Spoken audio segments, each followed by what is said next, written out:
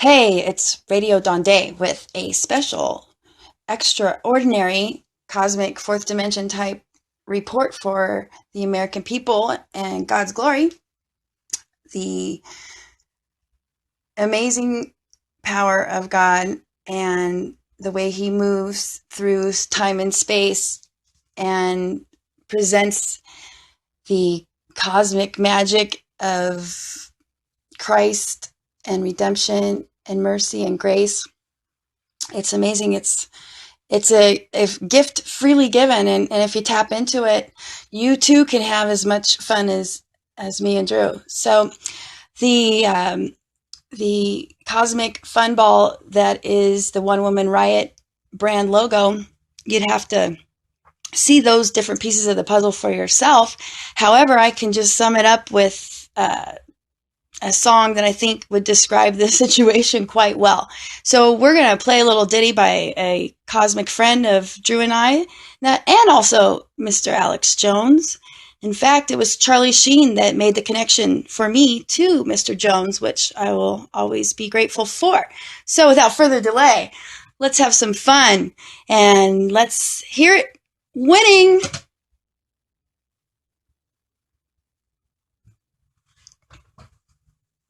Oh man. There we go. I'm on a drug culture machine. It's not available. If you try it once, you will die. Your face will melt off. In control of my ego, your total body, your total body. What's not to love? The one I was on, made better, and what you want to be, I don't know, let's go. That's how we party. That's how we party. I was banging 7-gram rocks, that's how I roll. Winning. I had one gear, go. Epic winning. I'm by winning.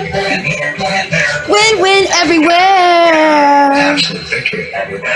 I'm in quest. Win everywhere. Right every single wall. Yes. Right every rock. I'm a total fucking rock star from Mars. Winning. Come on, bro. I'm not talking blood. Winning. Blood on my brain. Like Dude, can't handle it. We're win, win everywhere. Got me so pissed. From the epic wins to the desperate win days. Chicken nugget. Winning. Winning. Pretending to dance to a voice of one. Epic winning. Winning. Winning. Breaking the rules of the Geneva Convention. Weak. Adonna's blood. Winning. Violent love. Winning. Giving needed women caresses and hugs. Epic winning. Childbirth. Winning. Common birth. Winning. Till you weak at first. Duh. Winning. Winning. I was banging 7-gram rocks. That's how I roll. Winning. I had one gear, go. Epic winning. We're by winning. Winning everywhere. That's right. Got tiger blood. Winning. It's like, dude, but they can't handle it. Win, win everywhere. Thanks, Charlie. You are so awesome. I love ya. Okay. We'll be back with our next segment right after this.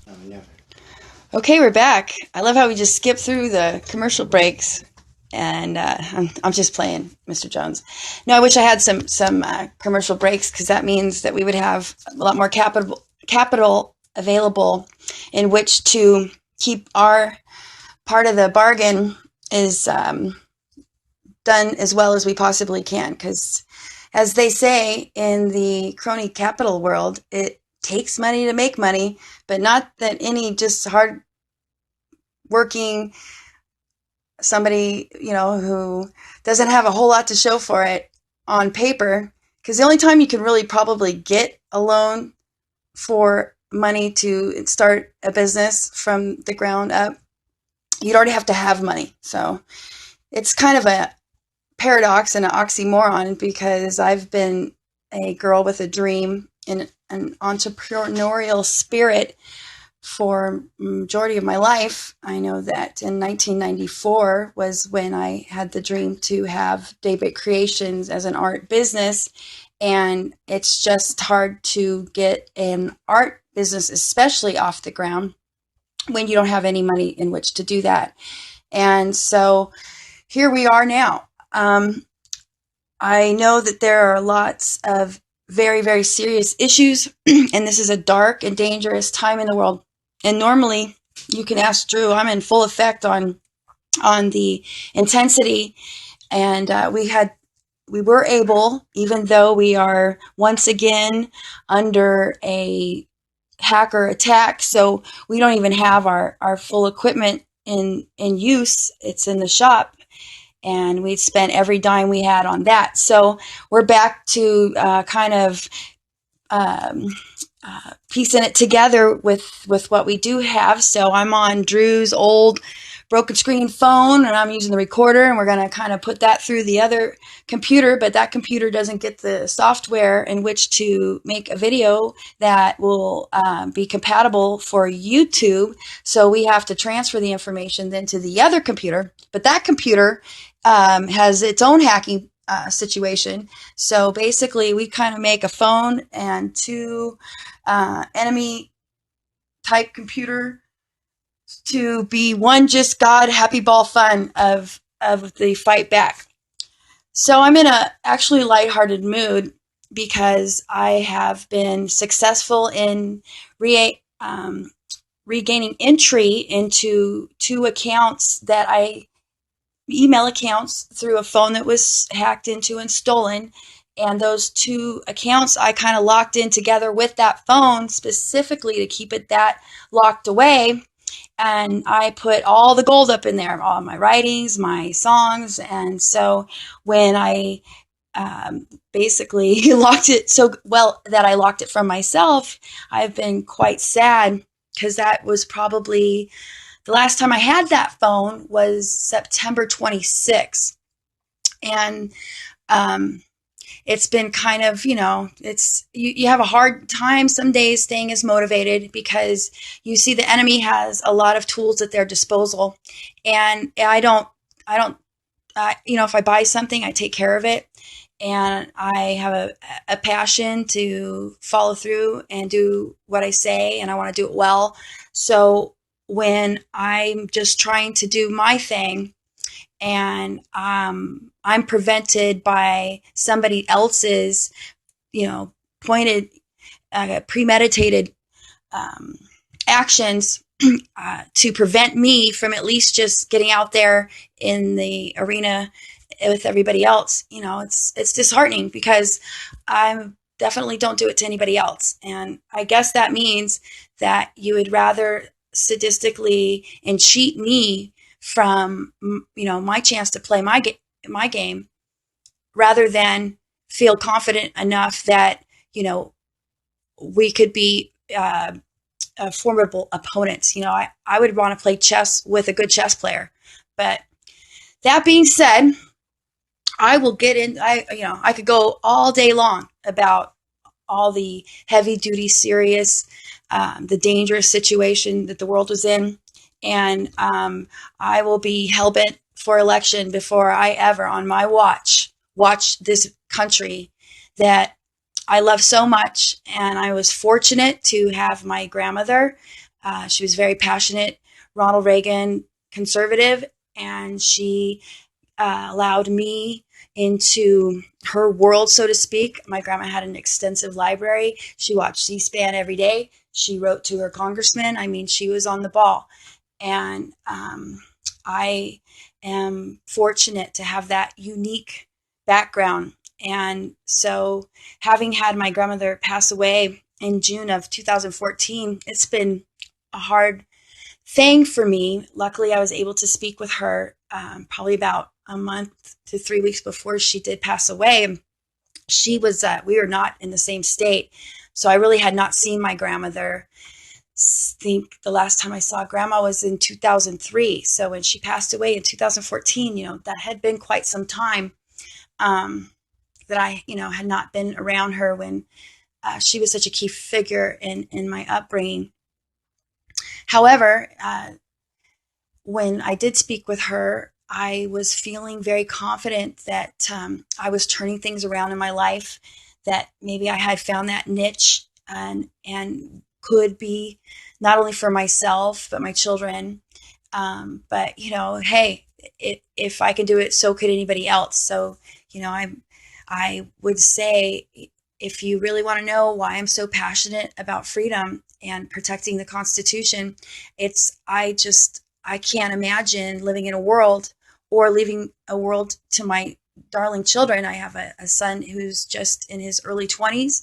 I have another son who's 11, and I have a 6-year-old daughter. So I am personally committed to the plan to ensure that my children have the same opportunities and can live in the same great country that not only that my grandmother made sure that I was aware of, but that I want them to be as aware of as well.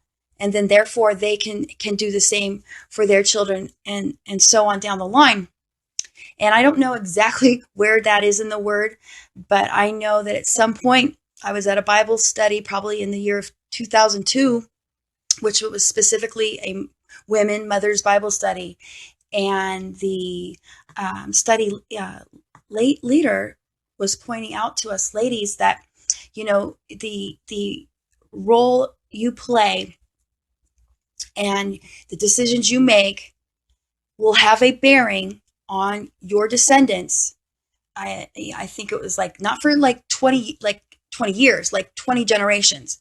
So when you kind of think about how long down the line that is, it kind of puts some weight on, even our most mundane or small decisions. You just never know. On the positive spin, I could say, why not go the extra mile to go out of your way to maybe smile at someone or show character that is in line with Christ and gives honor to God, because you may never know about it, but that one incident, as I was telling Drew just the other day, that may be something that they refer to, everybody, that may be the favorite story they talk about to the day they die. And God sees that, and your reward will be in the afterlife, in the eternity that is soon coming. So, God says that this is where we kind of are the, babies. Yeah, we're babies in the Word. We should be adults once we're grown. But I would rather spend this time as a soul in the flesh, being in my adolescence, soul-wise, so that I'm a big, mature, well-rounded, eternal soul that has all the time in the world to enjoy all those blessings and rewards that are from 10 to 100-fold, says the word. And here's another thing, if we want to talk about taxes, I'm just, you don't get me started on socialism and government, please guys, government, if you guys just got out of the way and just cut everything back, I guarantee you, it would blow your mind, because God only requires 10%, and He'll give you back double. You can't go wrong with God. Here's another thing. This whole grace thing is free. It's a free gift. And then, guys, that's only step one. If you could just accept Christ, and you can't fake it. You'll know it when you know it. So you won't be confused no more. You'll have just total clarity, and you'll know you're there when you're there. And all you got to do is go to the Word to get there. And I'm sure if you need direction in the Word, or you want a friend to kind of, sometimes two are better than one. Oh, all the time it's in the Word too. Two are better than one. So yes, have a spiritual buddy. But we are all given at least one spiritual gift. And this isn't like a gift at Gab, or, you're particularly orderly, or you fold clothes well, or drive the best. I'm talking about a gift that is of a extraordinary skill. It's going to be something that is a wower. It keeps you motivated. And Drew and we're working on ours. Some days are better than others. That's when you know that, okay, maybe I got to step back. Drew and I say, hey, if we're not having fun, or this isn't working, or we're struggling, that means that we need to stop and pause, because God doesn't roll that way.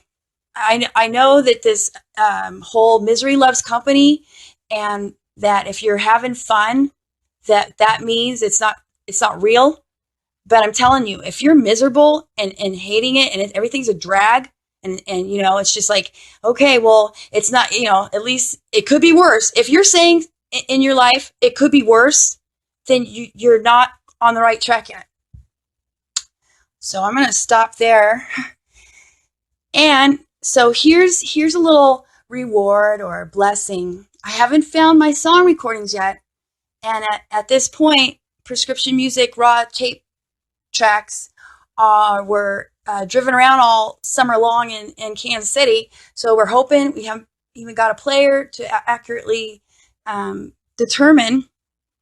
They may be a little warped and screwed up, and they're all that's left. So we hope that's not the case. We know all things are possible through Christ. And I'd spent so much time on the same kind of hacked into, not working quite right. I get this far, and but summer 2014, I had specifically tried to get through as many tapes as I could, and I had tried to deposit, these recordings in these different places to protect them. And Drew, have I lost access to all of the other recording? I've luckily had maintained the ability through Drew's help to get back into the Yahoo, daybreakcreations@yahoo.com. That's my first email. I got that email when I had the dream of the business. So that goes all the way back to the beginning, 1994. And it's hard not to get back into that one. That's like, hey, you're gonna, you can't have a straight face and walk away from me, or tell me, Yahoo, that's not my account. But luckily, I even doubled up. So I had sent that Drew helped me. When did we get back into the Yahoo? Goodness. February. Yeah, so February. So that had been from probably summer. So good, maybe 5-6 months, not knowing about that. So you can see kind of how when you fall in a dream and you believe in it, and you know that this is what you have a passion for, and if you just get, and work hard, that the results will come. And it's a lot to, that's what I'm saying, to have freedom and the entrepreneurial spirit, and to have a system of government that allows individuals to follow their pursuits, and to be free to decide what you would like to do with your life. You can't have single payer healthcare, universal healthcare, without some people getting the short end of the stick and spending their whole life's potential at something that would give them happiness, having to cut that short because they've been told exactly what they can do. And here's another hardcore fact about universal healthcare. There is going to be your fellow man or woman who will be potentially corruptible. Absolute power corrupts absolutely. And there will be people that will be able to get kind of close to playing God, because they'll get to pick and choose who gets the care first. And nobody's telling them, I think, the mainstream of Americans who, when you want to get elected, of course how are you going to get there? You're going to give people things, or you're going to, something like they don't have, and pit one American against another. But once somebody thinks that they're entitled to something, it's really hard to take that mindset away. So, you're going to have a lot more of class welfare. You're going to have a lot of potential of corruption, because, darn it, there's going to be those who are going to do whatever it takes to make sure their family member gets there first. So if you want to take a real good look, you could probably look at the other countries in the world that have this doomed to fail system of healthcare, and I bet you find that most of them come to the United States to get the care. And here's another fact that we should really just stop lying about. I mean, come on now. If you want healthcare, you can go to any freaking emergency room that you can walk to. In fact, I've had to have 2 visits so far to my little torture chamber emergency center that, I didn't even want to go. I had to. They gave me care all right. And they send you a bill. Most people don't even pay those bills. Most people use the emergency department as their doctor's office. I've been there. I've seen it myself. So I guess I'll stop on the healthcare thing. I'm just really it drives me crazy because I don't think that the people, hopefully, the candidates that are trying to be in a position, one of the most sought at, the most admired and respect. I mean, there's not even the queen don't hold the same kind of weight as an American president. Nobody does. So I hope that, we don't have candidates who are that dumb that they don't see the long-term consequences of these, here, let me buy your vote by selling you,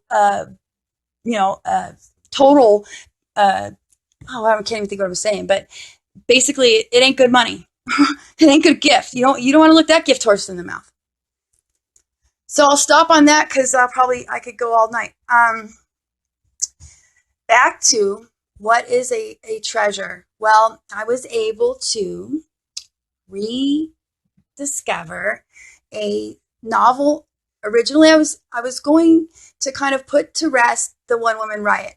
I thought she'd, I didn't want her to. I wanted to do something for her. She was the persona given to me by Patrick as we were building prescription music, and it was hard for me. I'm not as bold and cocky, and I don't cuss as much as the one woman riot.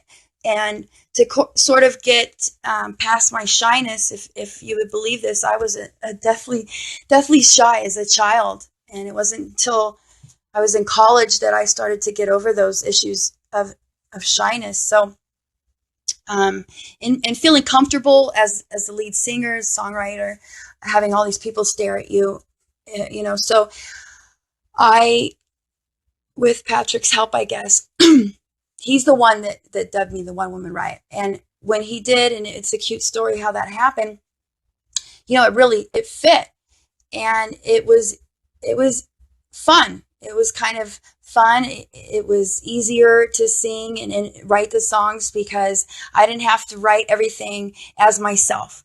And, my day job at the time, I was a hearing administrator for arbitration hearings in the insurance industry. So that's kind of real dry.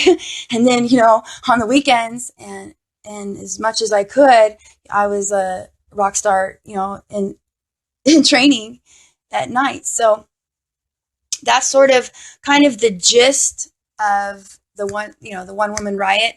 So I know that it could have a negative connotation, but that's funny how, language, that's why I love to be a writer. Riot could mean something bad, but riot could also mean something good. Oh, you're a riot. That means, man, you are quite witty and funny. So you be the judge. I think I can roll with both of those definitions quite well. So here we go. I'm going to share with everybody, since I'm so glad to see it again, because even though you write something, that writing and putting, thoughts and communicating ideas that somebody else may want to read and enjoy or understand, it's not always easy. When it is easy, that's great. That's why, we do things that we love to do and we have our hobbies and things like that. But when it's not there and not working, it's a struggle. But I don't write anything without trying to write it to the best of my ability. I really don't write junk in my own mind. I can torture myself with my own passion. And, I have my own style, I hope. And So this was me sort of going, I really don't want to be in the insurance business anymore, kind of. And I had done the arbitration. I had a license in California. I had tried to pick that back up here in Missouri. And, even though I had experience and, I'd done quite well with it at the time back then, it wasn't really in the long run what God had me on the planet to do. Because when I'm writing, I'm in the zone. And if I write something that someone has a reaction or helps, or something, it makes me really feel good about myself. And, it's real easy to feel bad about yourself. And as we can see, there will be probably a whole lot more people around anyone in their life that will be the first in line to not work on your positive lifting of the self-esteem, but more on the down. And I have plenty of that too. So I've decided that I'd rather spend these years, I spent a good 38 years on the other way. And so these years I'm working on building my self-esteem. And I build my self-esteem by giving mutual esteem to another individual. And that's what respect is all about. And so I respect my gift, and I just couldn't see myself doing anything else as well. So without further ado, I would like to read for you all the kind of first little few pages of a novel I was working on called Living with the One Woman Riot. And then I would like to play a couple of those, 5 or 6 songs that are hanging tough for me in the prescription music. And those 2 songs will be Double Life and The Dragon. Double Life I wrote, I guess maybe a year or two. I think I wrote Double Life, and it was kind of the first song that we kind of went, okay, I think we can do this kind of song writing original stuff. And I felt real confident about it. And Dragon was a poem that I had written in 10th grade in my Mr. Gallegos Spanish class. And I think was Patrick on the ball with the One Woman Riot? Yes, because Mr. Gallegos and I did not hit it off at all. And me and my teenage rebellion had quite flat told Mr. Gallegos that I would not be doing any Spanish during Spanish hours. So I had that time that I usually would write most of my best early poetry. So The Dragon is a song that was built out of that poem from then. So I hope it gives a kind of picture to the brand that I've successfully been building, that the persona One Woman Riot is a true persona.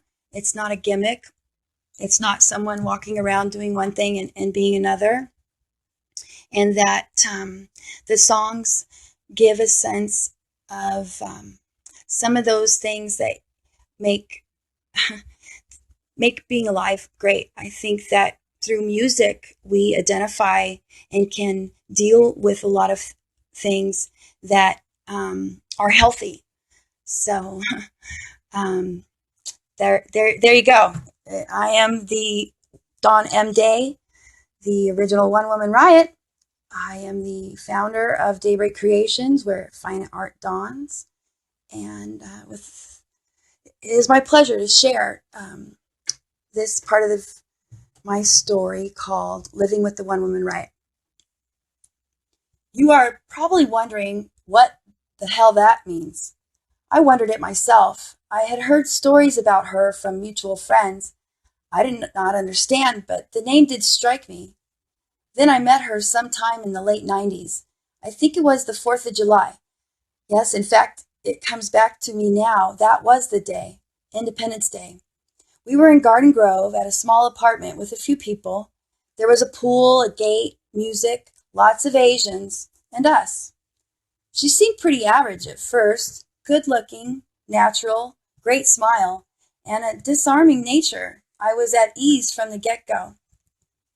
We were laughing, telling stories. My thoughts were this would be just another small time Southern California 4th. A little food, drinking, and laughs with the zizz of sparklers and stink bombs. That all changed. Who started out seeming to be a cute little surfer hippie chick turned into this comic book character with a cause so important that the passion could not be contained. We became spectators watching a movie develop in front of our eyes. I gained a new appreciation for the holiday. If I didn't, she may have pulled a gun on me. Nobody introduced me to her as the One Woman Riot, but when I got an uncomfortable feeling and gazed around at everyone else, they all had this look in their eyes. I wanted to say, "Hey, is she okay? Should we do something?" The gist of the replies were, "Hey, never hung around her when she's drank a little too much booze, have you?" What? I want to say back, I think I did say out loud, "She's going to get herself killed." Everyone just smirked and chuckled. There she was, high as a kite, pacing back and forth on the sidewalk with her young son, chanting some cliche mantra about freedom and her love of the United States, giving all these Asians a run for their money. She had a point. Man, all she wanted to do was shoot off a few fireworks with her kid. The street was packed with a line of speed rocket Hondas and Mitsubishis. She had no fear, went right up to their tinted windows, put her face to the glass, and told straight up exactly where they were. It was shocking and yet beautiful in the stark contrast of it all.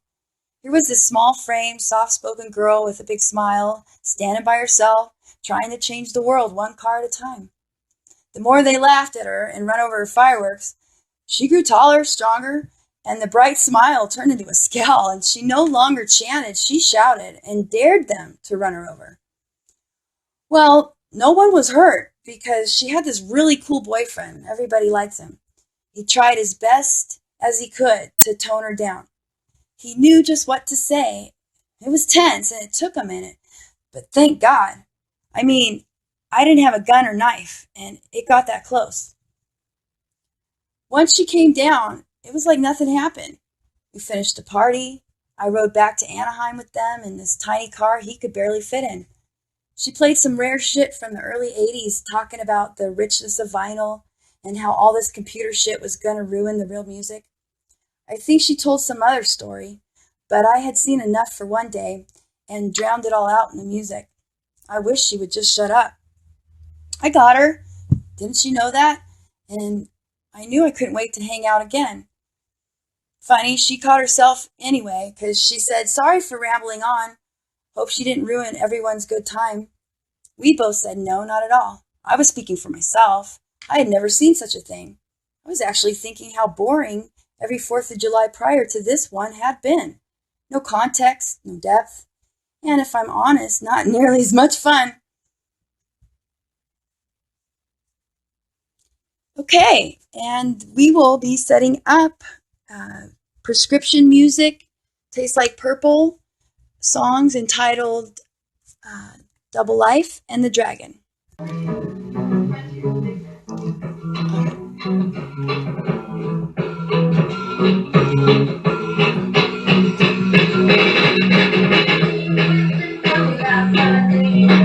I find it hard to be me when I'm worn and spread thin. My confidence sets in, and there's no stopping me when, well, I should know better than.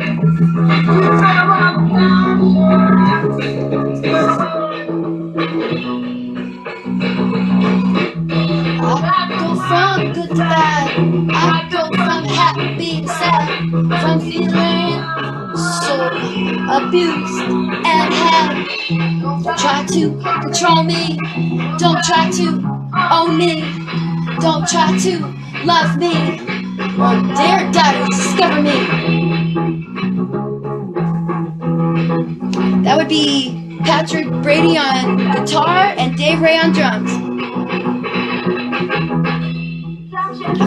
go to win, to see how blind you've been, how totally hooked in. It's every second, sink or swim, and giving up is no option. I let my world get me again. We go from good to bad, we go from happy to sad, from feeling abused and had. Don't try to control me, don't try to own me, don't try to love me, or try to discover me.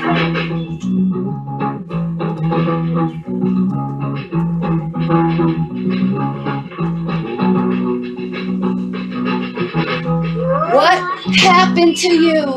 Ends up talk all those things you do, but it's too late when you realize. But to save face, you rationalize. A wish can't come true, or Lady Luck, she might pull through.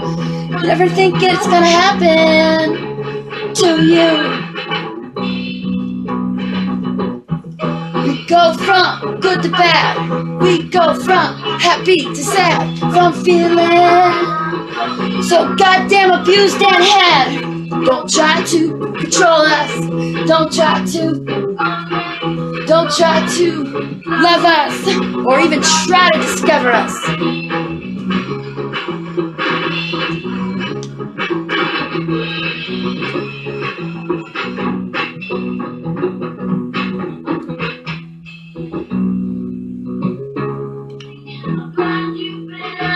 How totally hooked in, it's every second, sink or swim, and giving up is no option.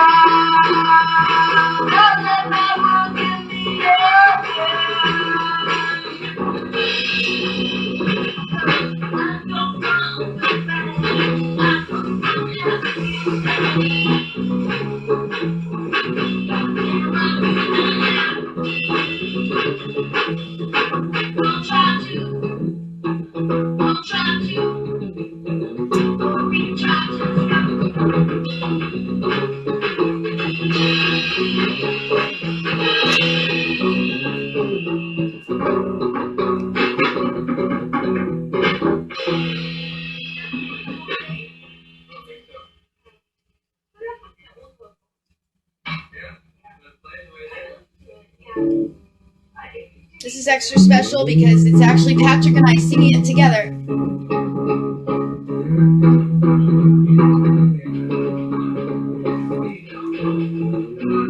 Thank you, Mr. Gallegos. The dragon waits, he knows they come, and they will be the last ones. He calls to them in his voice. He tells them they have no choice.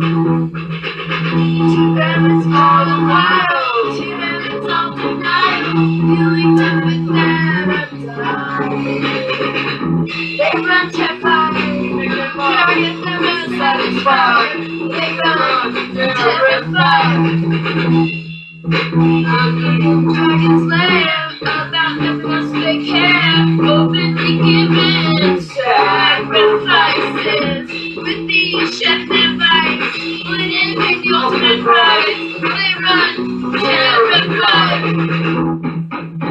But with regrets and shame, about everything, the dragon smiles and cares nothing else worth dying for. The dragon's lair. The dragon laughs and tells his children to come. He tells them in my earth, alright, first song. Quickly they walk into the fire. Second, we go higher. And in this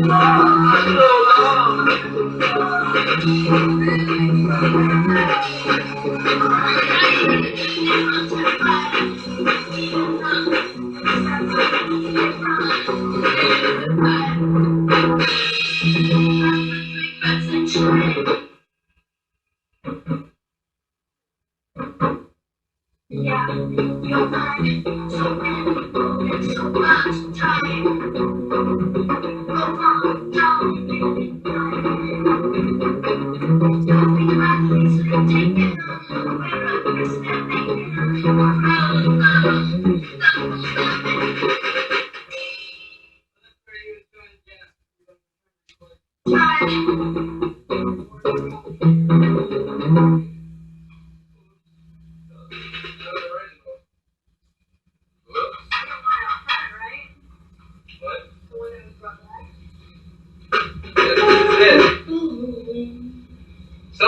Somebody do that, Don.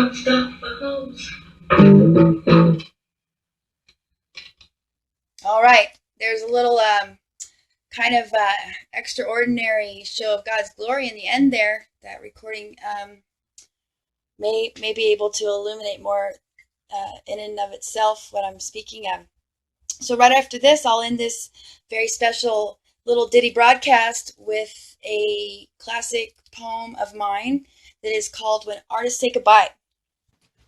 Okay, one of those extra super quick commercial breaks. All right, this poem I wrote in January of 2002, and I'd like to dedicate it to my bandmates and very close friend at the time of the prescription music magic. So that would be going out to Patrick Brady and Dave Ray, Armando, and Carrie. Having to say goodbye leaves me slow to leave. Instead, I think if only there were some way I could wipe the slate clean, freeze life, drop everything, save the day, replace all the uncertainty, and then we make a break from the dark side of Jupiter and escape. Back among the living, feeling, breathing, time steady ticking, very aware that the end draws near for our precious 20-somethings. Anyway, today they say it's all pipe dreams and ball bearings. Only the foolish spend time believing, risk-seeking, wearing their hearts on a string. The wise accept mundane, routine, stand tall for nothing, last to start any boat rocking. They, the ordinary, constantly mocking, the same old lines from the playbook disguised with repetition and renaming, proclaiming any fulfilling time-killing as time wasted.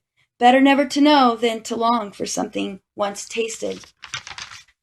Catchy cliches sound profound, but mean absolutely nothing. Artists are challenged to share everything, to dare, however painfully. The muse, the drive, the chase, the capturing, questioning then, just where's it all headed? Right, if I have to ask, then I'll never get it. This gift, a strange new world, seems cursed and confusing, requiring dedication and hard work to master the using. Already know it's never enough till the last drop of blood. It's not what we want, it's what we need. Without it we cease to be, fall down to routine, left-sided reality, fall prey to dismay and shades of gray. No way, never is an artist too busy paving the road to know the direction headed, rarely missing the point, nor going too deep. Never, with life merely skimming. Okay, we're clocking this in at about 45 minutes. Not too bad to share, I hope, a real good chunk of Don Day style Americana, God bless the United States. God bless my fellow American. I want to thank all those men and women that are currently in the military serving to protect and defend what we all have the ability to hash out in one form or another. So there is not a whole lot of other places, especially at this point in time, that anybody has anything near that. And I'm sure if they could trade places, they would probably give a thumbs up vote for freedom, or at least maybe could show us what we maybe are taking for granted. So, hey, as my grandma would say, I hope we stop and think and then get back on the happy fun ball. And God bless America and God bless you all. Thank you for listening. Talk to you soon.